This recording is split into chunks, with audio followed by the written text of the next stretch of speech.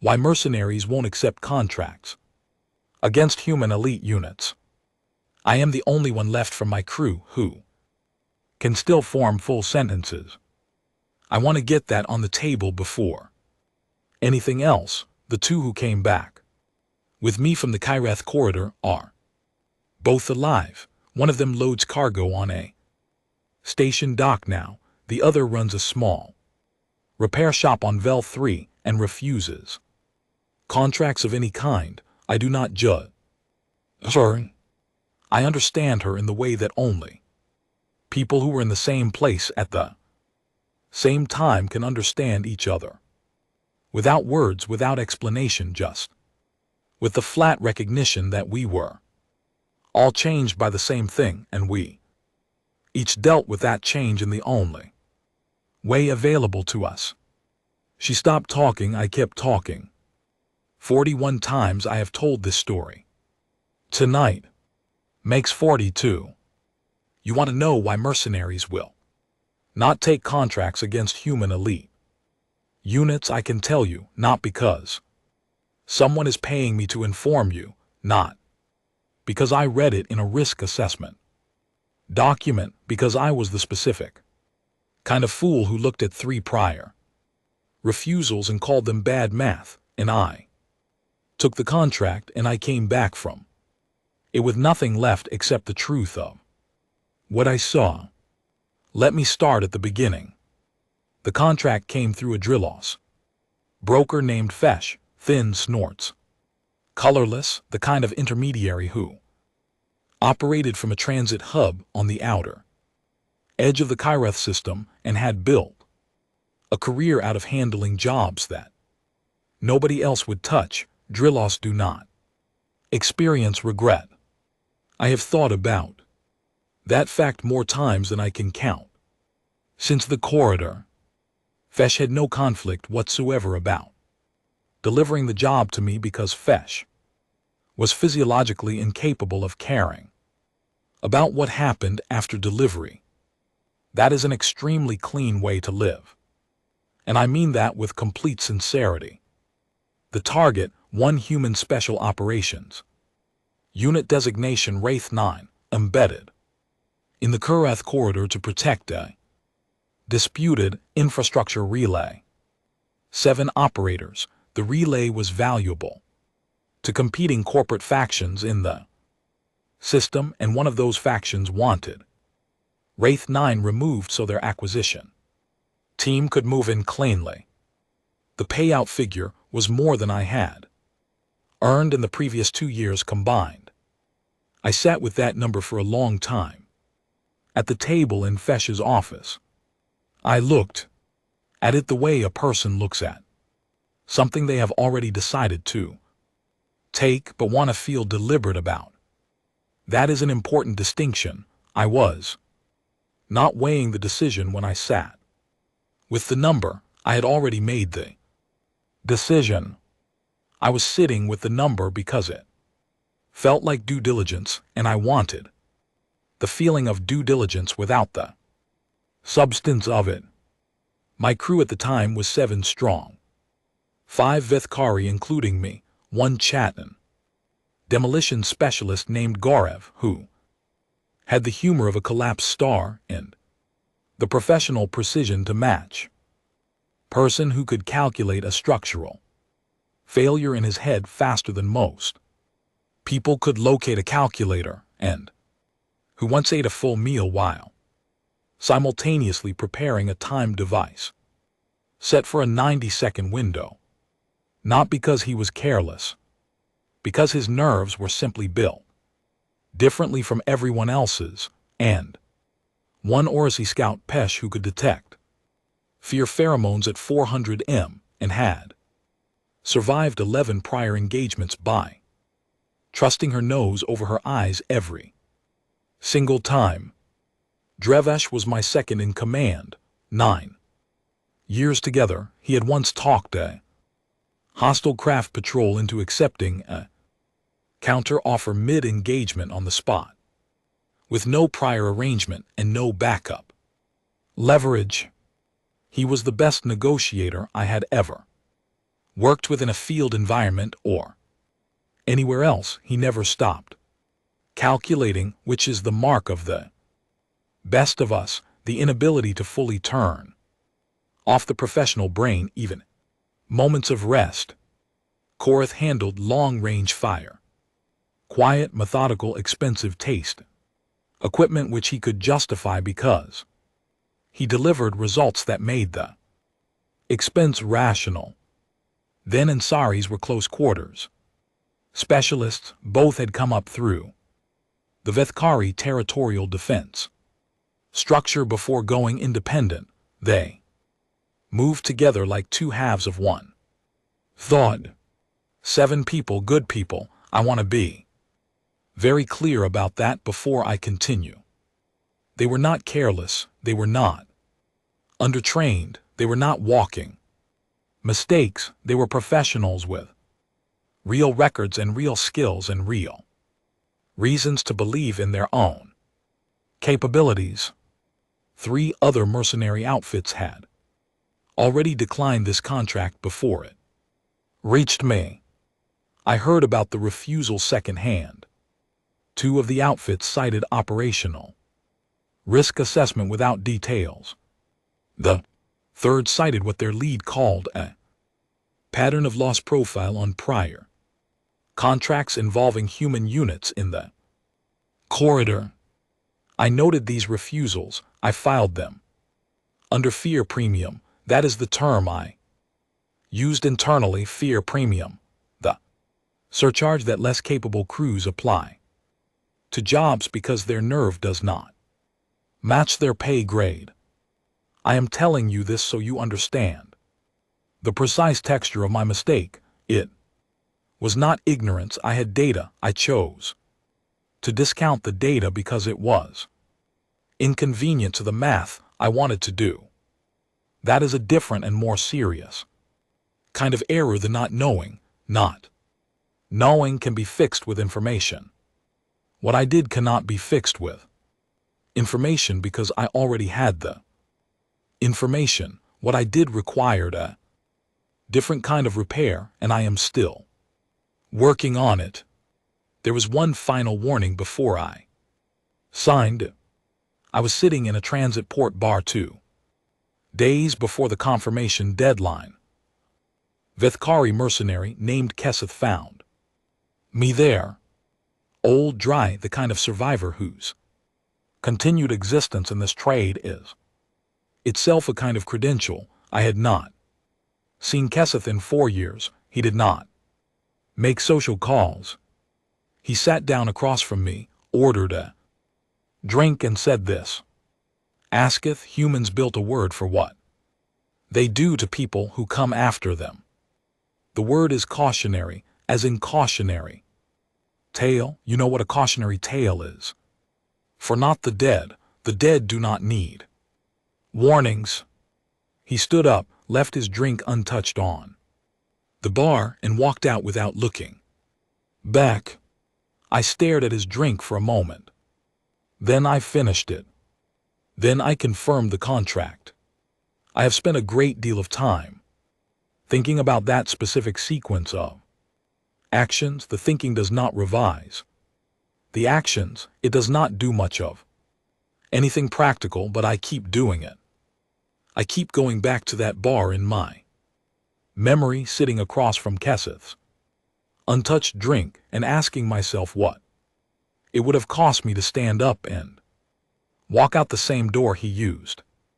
The answer is simple. It would have cost me the payout.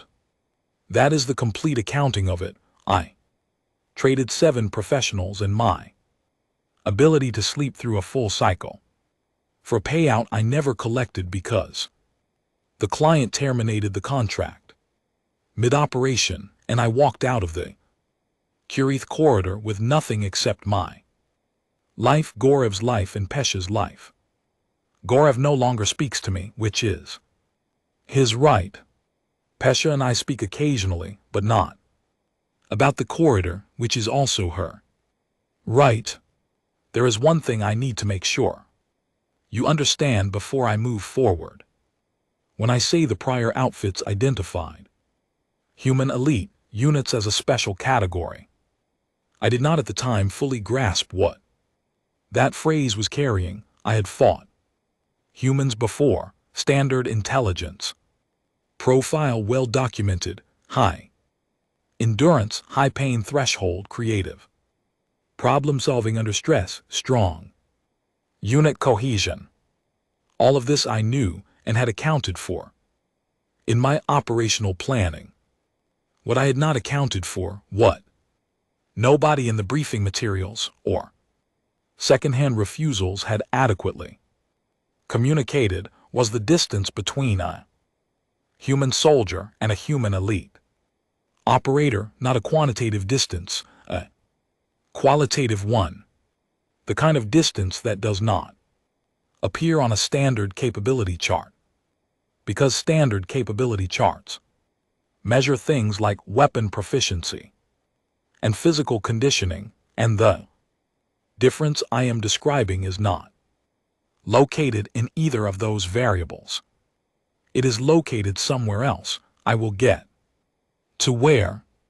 The contract had a clause, Clause 7C. Client accepts no liability for asset losses incurred during target engagement. I read it, I signed past it, I classified it as standard liability language. It was not standard liability language. It was a confession written in the dry vocabulary of contract law, and I did not read it correctly until I was standing in the middle of the corridor with 3 of my crew already gone and the client's extraction signal coming back declined. That is where this story ends up. Let me tell you how it gets there. The Kurith corridor was not a pleasant piece of terrain under any circumstances. Industrial infrastructure, most of it built during the first wave of Kurith system colonization, and then partially abandoned when the economics of the system shifted. Gravity variance in 2 zones. Visibility fragmented by old scaffolding. And collapsed processing units that had been left standing because the cost of removing them exceeded the original construction cost. Good ambush country. That is what I thought during the insertion. I meant it in our favor. I was wrong about who that sentence applied to, but I did not know that yet. We came in on a standard low signature. Approach 3 pods staggered entry. Using the gravity variant zones to reduce our heat signature on any monitoring equipment covering the area. Clean insertion, no contact, no alerts.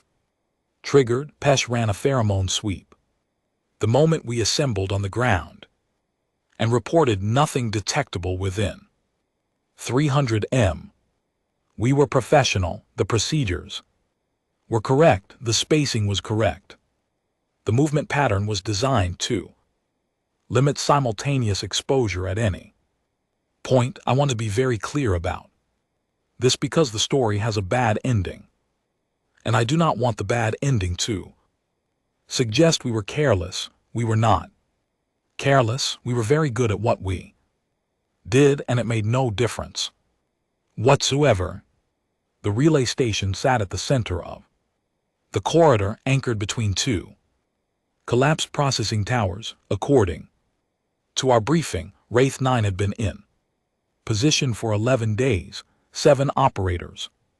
Standard human loadout operating without external support because the corridor's communication interference made resupply coordination difficult.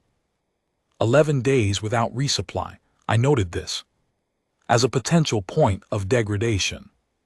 Endurance has limits even for high tolerant species. I factored it into my calculations as a mild advantage on our side. I was still doing bad math. Pesh was the first honest signal I received, and I failed to read it correctly. About 40 minutes into the approach, she stopped and held up 2 fingers. I moved To her position. She was crouched low, her sensory organs fully extended, running the quiet, precise scan that made her worth every credit I had paid her. Across 11 prior engagements. She said, I can smell them at this range. I said, how many? She said, all 7. They are not concentrated at the relay, they are distributed, widespread. This was not alarming in itself. Good defensive positioning would have the unit distributed rather than clustered. At the most obvious point, I noted it and kept moving. Then she said, they know I can smell them at this range. I looked at her, what do you mean? She kept her eyes on the terrain ahead. I mean they are positioned at exactly the maximum range of Oracy olfactory detection, not further, exactly at the boundary. They know our biology. They are letting me detect them. I told her she was projecting personal anxiety onto clean sensory data. I think about that often. Pesh had 11 clean survival engagements behind her, and a sensory capability I had never once caught producing an error. I called her professional assessment product of anxiety because it was more convenient than adjusting my plan.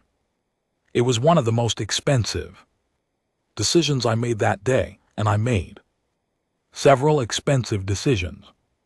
We continued the approach.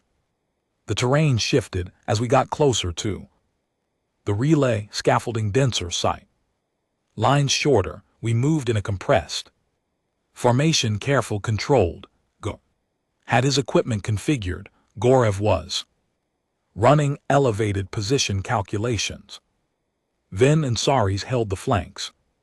Everything correct, everything professional, everything about to become irrelevant. At minute 63, as we cleared a collapsed section of outer processing wall, there was a human being standing in the open. No cover, no concealment, no weapon raised, no defensive posture. Standing, facing directly toward Pasha's position. I've had 6 years to process that image.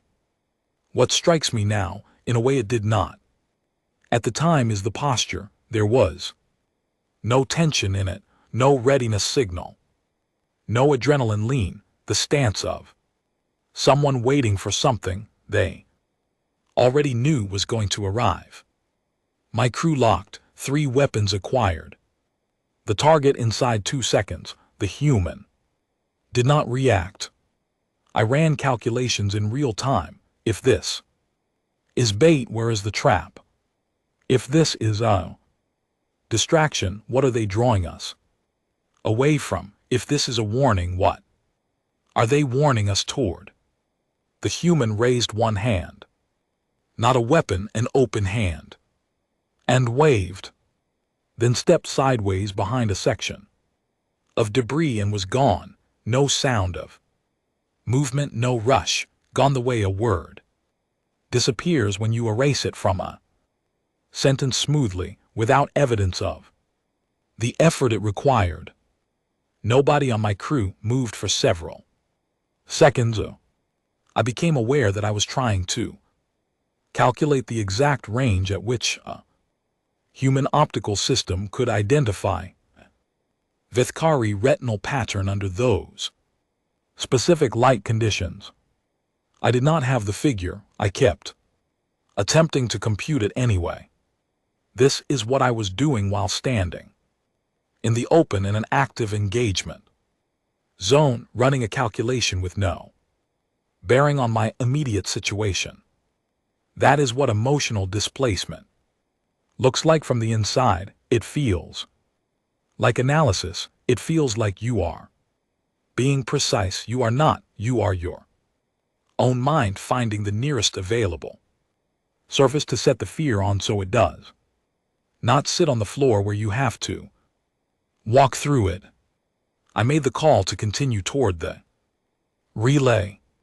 Why did I make that call? The wave made Me angry, not afraid, angry. There is a specific kind of insult in being waved at by a target. It communicates that they have looked at you and set you aside, that you are something they have already accounted for and are not particularly concerned about being categorized that way by that kind of target in that terrain. It activated something in me that I should have recognized as a warning about my own mental state. Instead, I read it as drive.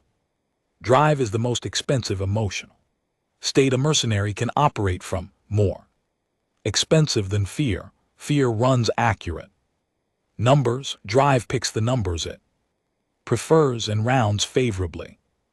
We moved toward the relay. The next 30 minutes were quiet, clean movement, no contact. The terrain gave us good lines and we used them well. I began rerunning the probability math. 7 trained operators against 7 trained professionals with full equipment. Even in good defensive terrain, the numbers were manageable. I had worked against worse odds and come out clean. Then Drevesh was gone. I did not hear the shot. I need you to understand that specifically, in 20 years of operational work, I had never experienced a ranged engagement where I could not detect the weapon signature or source direction. Drevesh was beside me mid-step, and then there was a sound that was softer and more compressed than a standard discharge, and Drevesh was a subtraction from the equation, just gone between one step and the next. We dropped, covered, standard response. Korath ran an immediate source location sweep and came back with no useful result. The entry angle on Drevesh's position pointed toward a location we had visually cleared 14 minutes earlier. Cleared? We had cleared that position. The shooter had taken it in 14 minutes, without triggering Pesh's olfactory range, without appearing in Korath's movement scans from a location that required having predicted exactly which approach path we would use. Not responded to our movement, predicted it. I ran this number 17 times over the following 2 days. It never produced better result. We held position for 9 minutes, no second contact, no follow-up, silence of the kind that should feel safe and does not when you are pressed into industrial debris trying to understand what just removed one of the best people you have ever worked with. Then Pesh said, "There is a boot print 3M to your right." I looked, single print in soft ground, near a scaffolding base. A knee impression beside it pressed deep, indicating a long stationary position. And next to the knee impression, a small piece of packaging material. Food packaging. I picked it up, high-protein caloric supplement designed for extended exertion. And GT snorts. And GT, someone had crouched in this position during the engagement, maintained it long enough to eat, and then relocated. I read the nutritional information on the packaging twice. I turned it over and read the manufacturing origin code on the back. This took approximately 90 seconds. I did not stop to question why I was doing it. The caloric breakdown was not relevant. The macronutrient ratios told me nothing useful. I read them with complete focus. It was the most frightened 90 seconds of my career, and I spent them reading the back of a food wrapper. Let me tell you what the following 3 hours looked like from the inside. Not from a tactical map, not from a summary, from inside my own head in real time. While the frameworks I had spent 2 decades building quietly stopped functioning the way they were designed to, We moved after the 9-minute hold. Staying in place was not viable, static. Positions in that terrain were being observed and factored into decisions. Being made ahead of us, I knew this even. As we stood back up, I could feel it in the pattern of the information I was receiving, the way the absence of contact in predictable zones told me more than contact would have. They were not engaging us randomly. They were shaping our movement. I did not say this to my crew. I am saying it now. I knew it from the moment we started moving again after Drevesh went down. Every open path felt like a door being held open. Every blocked route felt like a hand placed at our backs. We were being directed, not fought. Directed. Ven was next, roughly 200 m from Drevash's position. Ven's left flank check-in did not come. Not a sound followed by silence, just a check-in window that passed with nothing.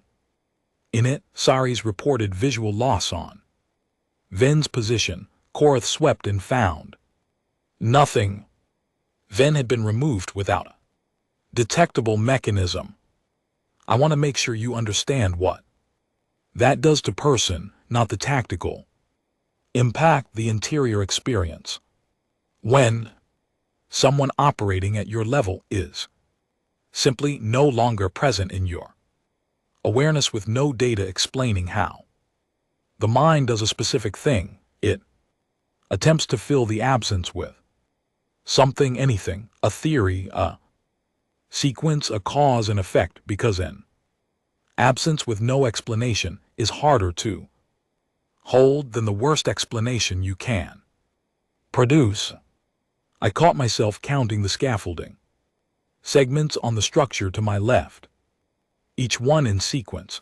I got to 11 before I pulled myself back. We consolidated, 5 remaining me. Pesh, Gorev, Korath, Saris, tighter formation, direct movement toward the relay station. The logic was simple. If the contract still had any viable path, it ran through reaching the target location.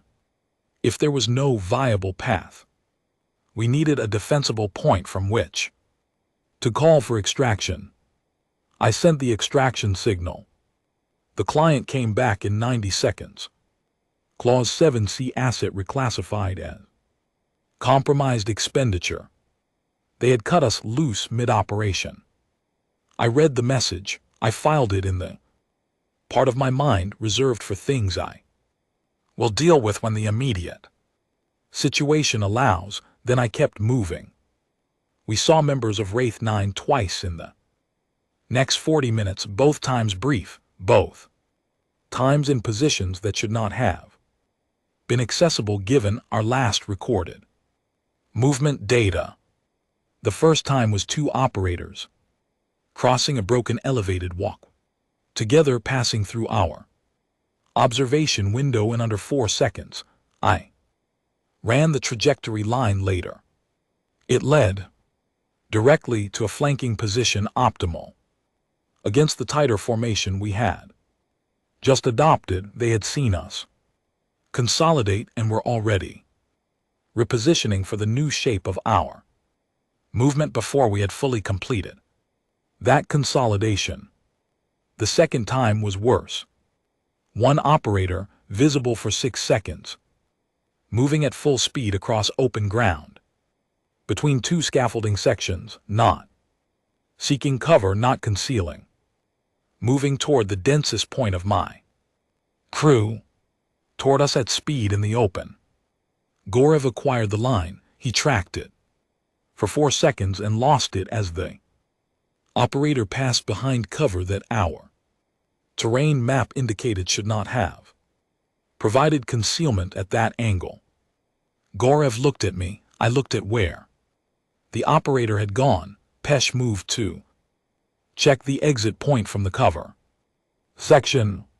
Nobody there, Gorev said in the flat professional register he used for everything. They are mapping our reaction patterns. The first time anyone on my crew named what was happening to us out loud, I did not respond. Acknowledging it would have required a full restructure of my operational plan in real time, and we could not stop to do that, so I said nothing and we moved. Sari's was the next loss, and this one I need to describe carefully because it did not follow the pattern of the others and the way it departed from that pattern is what made it the one I think about most in the quiet hours. Sari's did not disappear cleanly. Sari's went down in a way I witnessed. Controlled non-lethal hit precise from a direction I cannot fully account for in the terrain geometry. Sari's went down and stayed down but was clearly alive, positioned behind adequate cover in a location I could not reach without breaking formation in a way that would cost me 2 more crew to recover 1. And Wraith 9 did not follow up on that position. They placed Sari's there alive, inaccessible to me. The location choice was not accidental, it was made the way you position a piece in a game, not to remove it from play but to make everything around it more complicated. This was the moment I stopped thinking about winning, not because the numbers were too far gone, though they were not from despair. I stopped because I had the sudden clear recognition that we had not been in a combat operation at any point since our insertion. We had been in a demonstration. Wraith 9 was not trying to defeat us.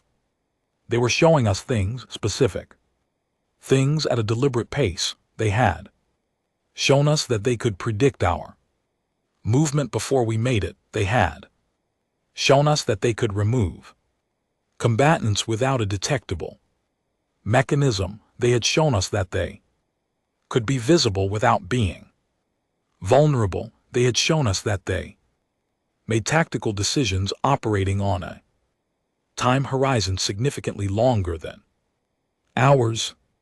And then we reached the outer perimeter of the relay station. Taped to the structural support at the entrance was a small card, printed text in Vethkari standard. I have that card still. I do not keep it on me. It is locked in storage on Veil 3 because there are days I do not want it somewhere I can reach without effort. I memorized it a long time ago. It did not take long. It read, "You have 3 crew remaining. We have 6. We suggest you reconsider your margin." I stood with the card in my hands. They knew my crew count. They knew my language. They had used a business term, margin, rather than a military term, not a tactical assessment, an economic one, written in the professional vocabulary of the specific kind of person they had identified me to be. They had not profiled my unit. They had profiled me the way I think, the framework I use, and they had addressed me in my own language. I have never in my life felt more completely understood, and I mean that in the worst possible way. Korath read the card after me. Then he said, "A predator does not leave notes." I said, "No." He said, "So what leaves notes?" I did not answer him then. I have one. Now, what leaves notes is something that wants you to understand what is happening to you, something that considers your comprehension to be a relevant outcome, something that is operating on the premise that you are worth addressing as a thinking being, not as an obstacle to be removed, but as a person who deserves an explanation of what is being done and why. I had 3 crew left, and I had just been handed an explanation written in my own vocabulary. I did not find this comforting. We did not run. I want to be clear about that, not because it reflects well on us.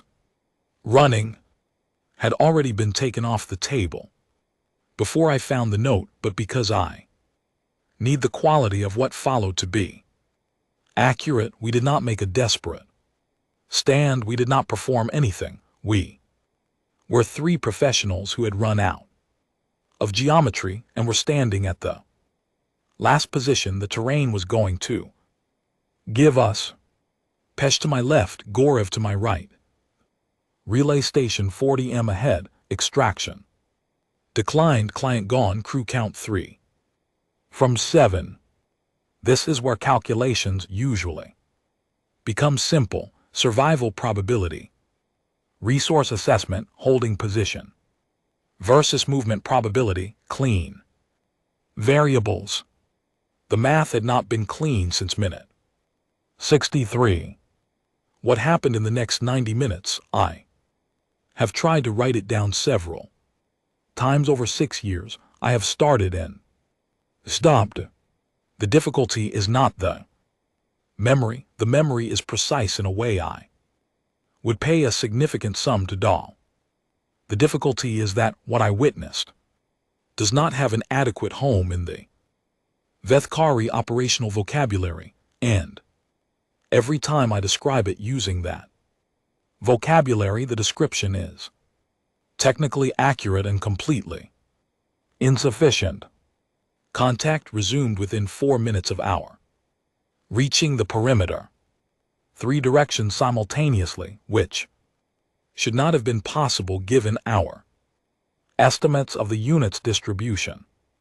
The conclusion was either that their movement speed exceeded our estimates, correct by a substantial margin, or that they had begun repositioning before we arrived, anticipating our destination.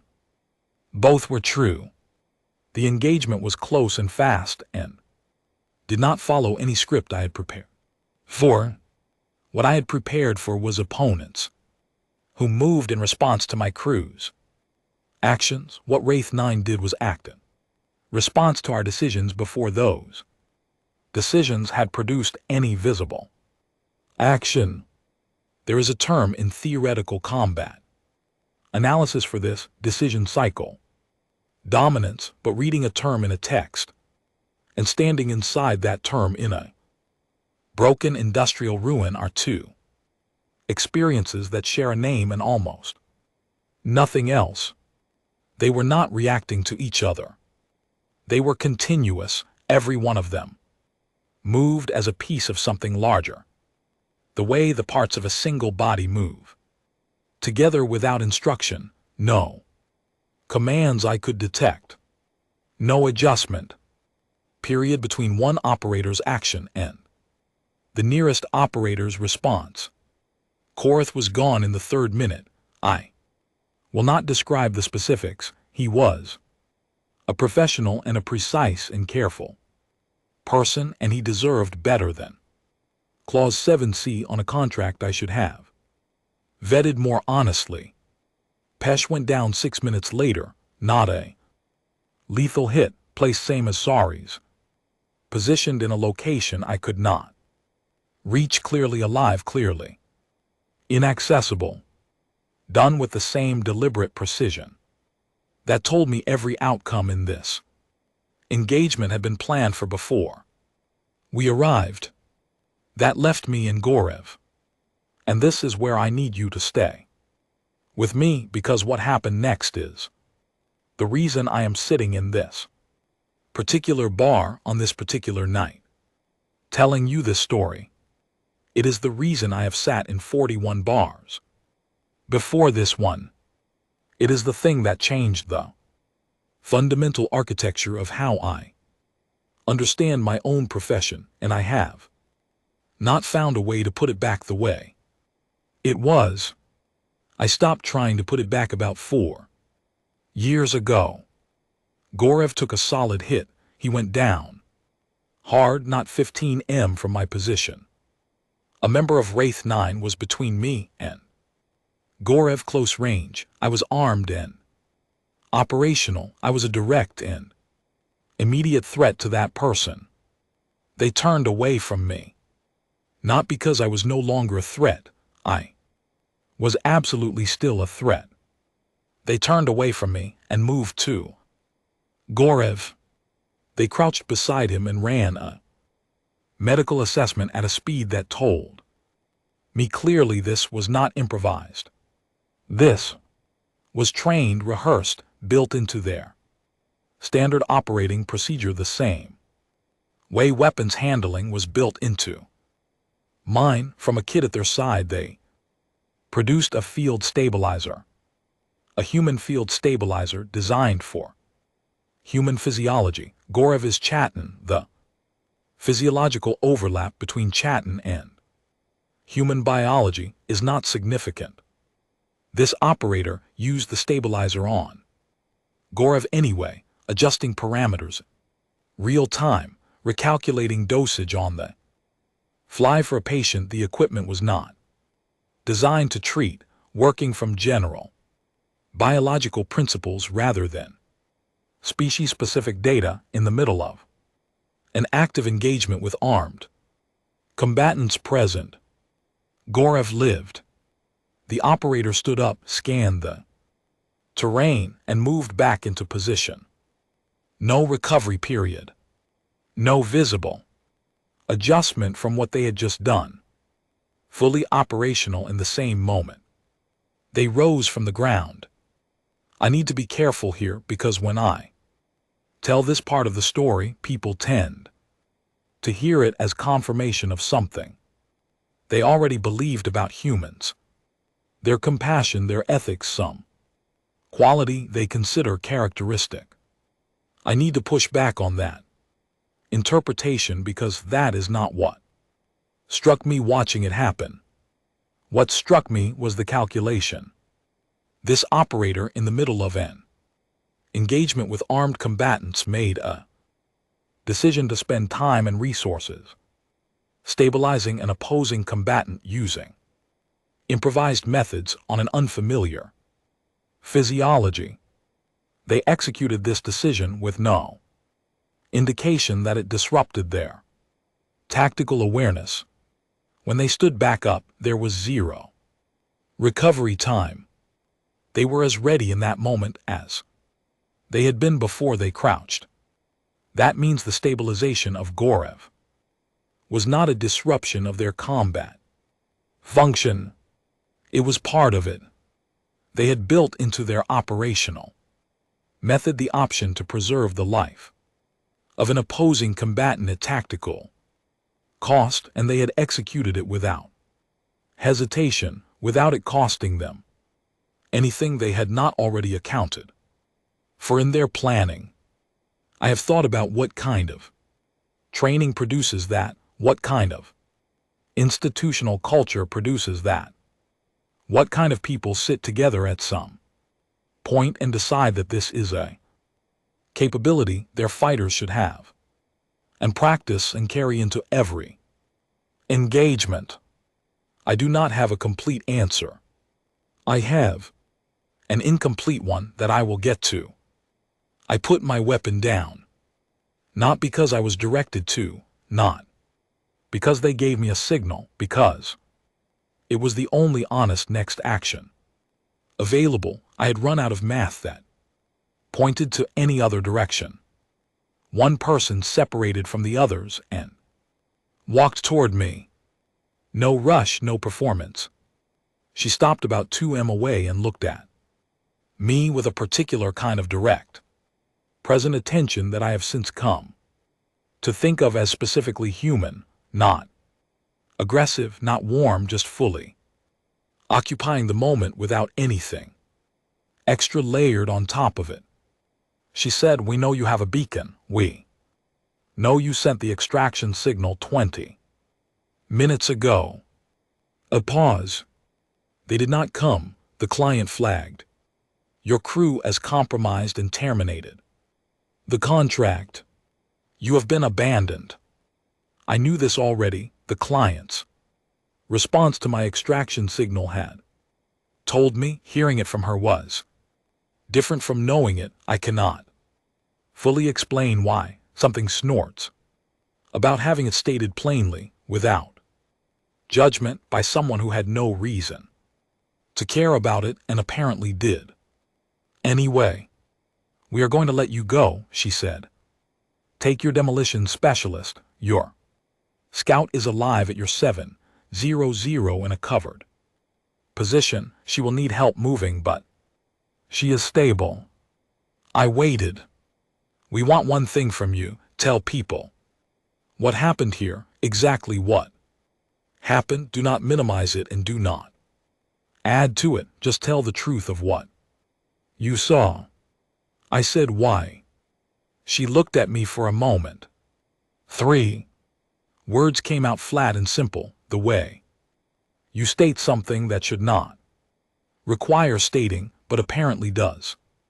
She said, we remember names. Then she turned and rejoined her unit. I stood in the cuirass corridor and listened to Wraith 9 complete their original mission, securing the relay, running their checks, doing what they had come there to do, the way you finish a task after completing the work that preceded it. 2 of them at some point started talking about something and laughed, low voices, a private exchange. The words did not reach me. I could not stop watching them. I watched those 2 people laugh in the middle of an industrial ruin after a 90-minute close-range engagement. And I understood in that moment with complete clarity that the vocabulary I had used to understand conflict for my entire career was not sufficient for what I had just experienced. She said, we remember names. All 7 of my crew, including the ones who were not coming home, including Drevesh. They had his name, they would carry it. Not as a statistic, as a name. I collected Pesh and I found Gorev and I started walking. The young mercenary across from me has been quiet for a while now. His name is Owen and he is 24 years old and he carries the compact self-assurance of someone who has had enough success to trust himself and not quite enough failure to calibrate that trust accurately. I recognized the look precisely. I wore it once. It fit me the way it fits him. Clean lines, no visible seams where doubt might find an entry point. He has been listening to me for close to an hour. I can see him doing the thing I would have done at his age with a story like this one, sorting it into the credible and the inflated, discounting the emotional weight, extracting the tactical data, running his own numbers in a separate thread while his face offers polite attention. He has a contract chip on the table. Between us, he placed it there when he sat down, the way you place a document you want a second opinion on. The chip is loaded with a job, a target, assignment, human special operations unit embedded in the outer Kurith territories. He told me this before I started talking. Good payout, strong target profile. He found me because the 2 outfits he approached before coming to me both declined without giving reasons, and someone in the second outfit passed in my name and told him to hear what I had to say before he made any decisions. 41 accounts before tonight. The first was 3 weeks after coming back from the corridor to Avethkari.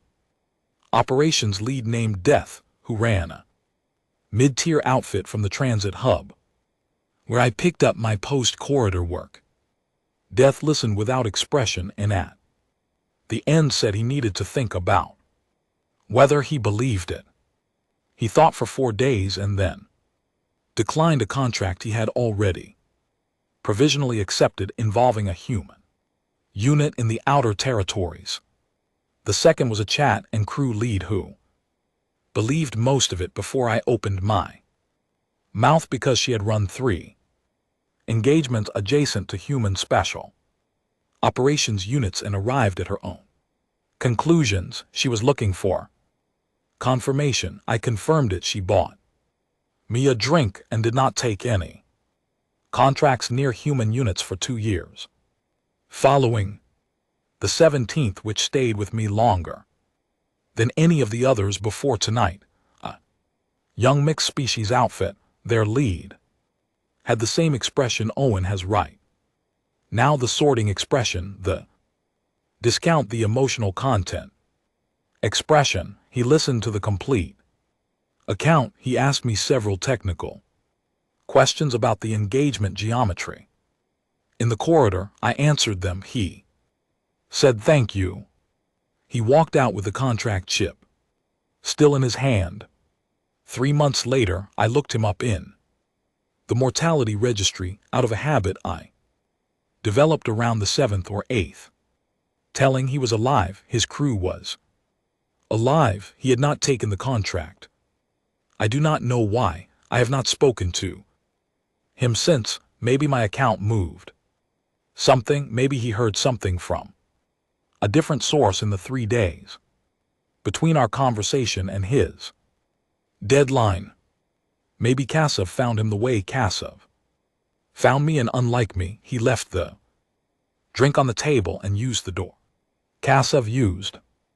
I keep the count because it is the only measure I have of whether this conversation does anything worth the time it takes. 41 accounts, 17 people who walked away from the contract, 24 who took it anyway or took something adjacent to it or thanked me and then appeared in ways I did not like when I checked the registry later. More than half. I keep telling the story anyway. I keep telling it because of 3 words. I have had 6 years to work on what those 3 words mean, not the surface meaning. The surface meaning is simple enough. Wraith 9 documented the crews that came against them, held the records, maintained an ongoing account. The thing beneath the surface meaning is what I have been working on. In this trade, we remember numbers, loss rates, engagement ratios, payout histories, the price of things and the cost of things, and the calculated value of outcomes. We remember what converts to operational advantage. That is the professional memory, the useful memory, the memory that keeps you alive in this work. She did not say we remember records or we remember engagement profiles. She said names, the personal kind, the kind that belong to individuals rather than functions. I found out later through a contact with access to a portion of the human military documentation from the Kurath operation that the after-action report from Wraith 9's perspective listed alongside the tactical record the names of every combatant from my crew they could identify. Ven's name, Korsa's name, Drevas's name. They brought those names home with them, not as trophies, not as data points, as something else, something I have been trying to name for 6 years and keep arriving just short of. The closest I can get is this. They carried the names the way you carry the names of people you were responsible for, not people you defeated, people you had a relationship with, even if the relationship consisted only of being in the same place at the same time, trying to accomplish opposite things. The engagement created something between the 2 sides that they chose to honor by remembering it. There is no equivalent word in the Vithkari language. I have checked. I have consulted with linguists who specialize in historical Vithkari documentation. The closest construction exists in old territorial clan records used for acknowledging the dead of a conflict. But that phrase implies resolution, the recording as a form of closure. a way of setting something down after it is complete. What she described was not closure. Present tense, we remember, not we. Recorded, not we documented, remember. Ongoing, active, continuous. Owen is looking at me now with an expression I have learned to read after 41 accounts. It is not the expression of disbelief. That one is more closed, more armored. This is the expression of a person who has found the edge of their existing framework and is standing at it, deciding whether to step forward into the territory past it or step back to where the ground is familiar. I do not push at this moment. I have learned not to. I let the silence do whatever work it is going to do. He says, so the reason people will not take these contracts is the loss rate. I say that is one reason. He waits. I say the loss rate is the reason you hear first. It is the reason that sounds like data. It converts cleanly into cost-benefit analysis. You can run a number on loss rate and get a result that presents as a rational decision. Human thing, a risk thing, a price thing. He is still waiting. The actual reason I say is not the loss rate. I pick up my drink. I do not finish it. The actual reason I say is what you bring back if you survive. Every crew that has come back from a direct engagement with a human elite unit, and I mean every crew I have spoken to, people from 4 separate outfits across 6 years, I have compared the accounts carefully, comes back with the same specific problem. The framework they used to understand conflict no longer works correctly. Owen says, what framework? The one that lets you think of an engagement as a transaction. I say, resources in, outcomes out, clean math. Close the ledger, move forward. What they do to you, not through injury, not through loss, is they show you something that does not fit into that framework. Something that operates from a set of premises so different from ours that standing next to it, even briefly, reorganizes things. And once you have seen it, you cannot unsee it. And if you cannot unsee it, you cannot do this work the same way you did it before. He says, what did you see? I have answered this question 41 times. The answer is always identical and always sounds too simple for what it weighs. I saw someone keep Gorev alive, I say. In the middle of an engagement, tactical cost, using improvised equipment on a patient it was not designed for, and then stand up and re-engage with 0 recovery time, as if the stabilization was as routine as reloading. I give it a moment. I saw a unit that did not separate the people from the operation, and I do not have a slot in my professional vocabulary for that, neither do you, and that is the problem. Silence. After 6 years, I say, I can tell you what lives in the gap between the vocabulary we use and the vocabulary that would actually fit what they do. I can tell you what the word is. He leans slightly forward. I notice it. I do not acknowledge it. The word is accountability, I say, not the legal version, not the institutional version. The kind that means every person in every engagement they run is a person they will carry forward. Afterward, every name, every outcome. Not as data, as weight, as something. They accepted responsibility for the moment they took the assignment. I look at the contract chip on the table.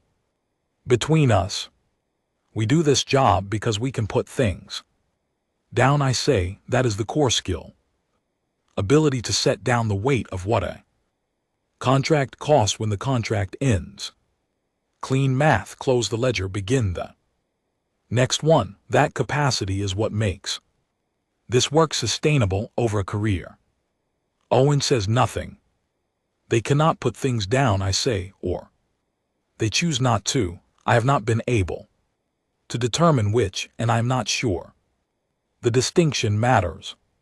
Whatever that choice costs them, and I think it costs quite a lot, it also means that when you go against them, you are not going against 7 operators executing a contract. You are going against 7 people who will carry your name after you are gone the same way they carry everything else. I push my chair back. That is not a tactical disadvantage, I say. It is something else entirely, and what it does to you is not injury, it is revision. You come back from the encounter as a slightly different version of yourself. That version cannot quite do the math the same way anymore. And this work runs on math. I stand up. Owen has not moved. He is looking at the contract chip on the table and doing the thing, the standing at the edge of the framework thing, the deciding which direction to step thing. I do not stay to watch which way he goes. At the door I stop, not for effect, because there is one more thing, and it takes me a moment to decide whether to say it. I have not said it in any of the 41 previous accounts. I have kept it in the part of my mind where I keep Keshev's untouched drink and the nutritional information on the back of a food wrapper and the sound of 2 people laughing in a ruined 40M from where I was standing. But tonight it wants to be said. Her name, I say without turning around, is Nell Graves. She leads Wraith 9. She has led it for 9 years. In 9 years she has not lost a crew member in direct engagement. I found this through the same contact who gave me the after-action report. I do not fully know why I looked. I think I needed it to be a specific fact I could hold in my hands rather than an impression I could not locate. Her name is Nell Graves, and she said 3 words to me in the Kayab corridor that reorganized the operating system had run my entire career on. I opened the door. The transit port is loud and bright and full of people running the same calculations I ran for 20 years before.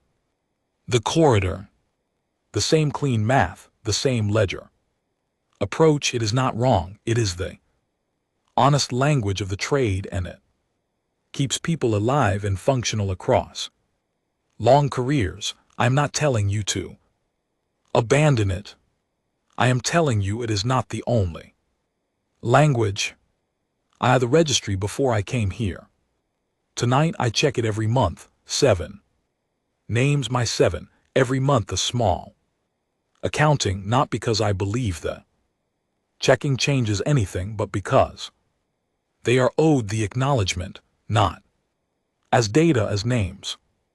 Drevesh, Vin, Koreth, and 4 others I will keep private because they are not mine to put into someone else's story.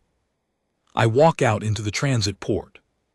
Behind me, on a table in a bar that smells like recycled coolant and cheap protein supplements, a contract chip sits between a half-finished drink and a decision that may or may not survive the next hour. I do not know which way Owen goes. I never know which way they go in the moment.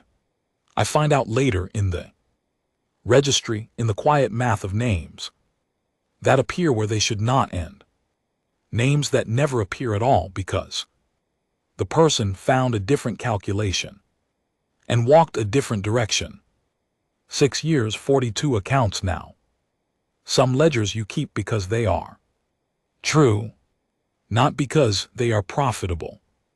Just because they are true, and the truth is the only thing left once the contract is finished and the math is Done, and all that remains is the weight of what happened and the names of the people it happened to. Nell Graves remembered my crew's names. The least I can do is remember hers.